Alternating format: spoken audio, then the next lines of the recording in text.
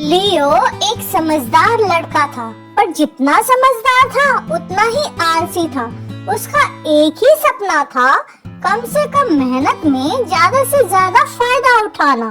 वो कोई भी काम खुद नहीं करता था। उसने कमरे में एक रस्सी और पुल्ली लगा रखी थी और सोफे पर से ही फ्रिज से ठंडे ड्रिंक निकालने की कोशिश तो जरूर करता था, पर सब गड़बड़ हो जाती थी। एक दिन लियो को अपने पुराने स्टोर रूम में एक अजीब सा रिमोट मिला। उस पर सिर्फ एक ही बटन था और वो बटन था पॉज का, मतलब रुकने का। जब भी लियो बटन दबाता सब कुछ रुक जाता था। लियो ने इस रिमोट का नाम रखा कॉस्मिक क्लियर। अब लियो को कोई भी तंग करता तो वो उसे पॉज कर देता था। इवन बॉस अगर डांटता तो उसे भी रोक देता, उसके चेहरे पर मूछ बना देता और उसे लगा वाह, अब तो जिंदगी बहुत आसान हो गई। तभी रिमोट पर एक नया बटन आया जिसका नाम था FFWD। इसका मतलब है तेजी से आगे बढ़ो। आलसी लियो ने इसका पूरा फायदा उठाया। जिम, मीटिंग, लाइन सब स्किप कर दी, पर काम तो सारे पूरे हो गए, पर मेहनत कुछ भी नहीं लगा। पर बहुत जल्दी ही लियो को अपने अंदर एक अजीब सा खालीपन महसूस होने लगा। एक दिन वो अपने दोस्त सारा के घर बर्थडे पार्टी पे गया। सारा ने उसे हेल्प करने के लिए बहुत थैंक्स बोला, पर लियो को कुछ भी याद नहीं आ रहा था। वो सब भूल गया था कि उसने कब सारा की मदद की थी। फास्ट फॉरवर्ड करके वो इस तरह की ना जाने कितनी खुशियां अपनी जिंदगी की खो चुका था, पर अब उसे ये एहसास हो चुका था कि उसने अपनी जिंदगी की सारे असली खुशी के पल तो सच में खो दिए हैं। एक दिन उसके दोस्त सारा उसके घर आई अपने दिल की कुछ बात बताने के लिए, पर लियो को तो शॉर्टकट पसंद था। उसने उसके बोलना शुरू करते ही म्यूट का बटन दबा दिया।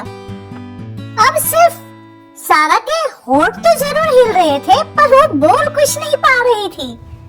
लियो को भले ही रिलैक्स फील हो रहा हो, पर दिल से उसे अपने दोस्त के साथ ऐसा करने के लिए बुरा भी लग रहा था। अपनी गलती को सुधारने के लिए लियो ने रियो का बटन दबा दिया, पर सब कुछ उल्टा और गड़बड़ दिखने लगा।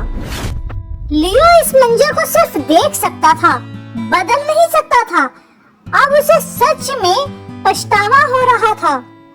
लियो ने अपनी जिंदगी में सब कुछ इतना फास्ट कर लिया था, चाहे वो गिटार बजाना हो, चाहे वो खाना खाना हो, कि बस अब उसकी जिंदगी में दिखता तो सब कुछ परफेक्ट था, पर अंदर से बिल्कुल खालीपन था।